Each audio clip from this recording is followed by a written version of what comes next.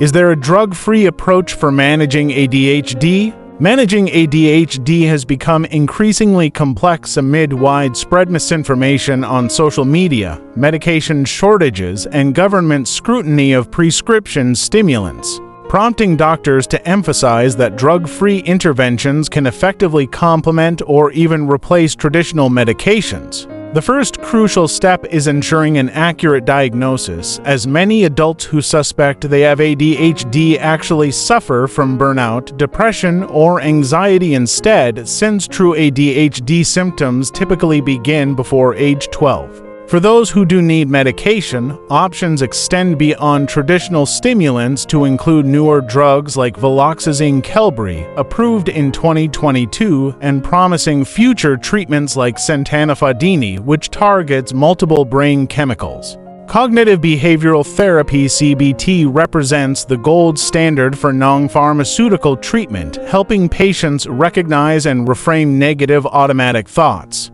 while developing practical skills in time management, organization, and emotional regulation. For example, transforming "I can't do anything right" into actionable problem-solving strategies. Additional support options include ADHD coaches for organizational skills and wellness approaches such as structured meditation apps, FDA-authorized video games like Endeavor OTC that improve focus through digital obstacle courses, and regular aerobic exercise, particularly intense cycling, which enhances inhibitory control and attention with just 20 minutes of daily activity. Please follow and subscribe.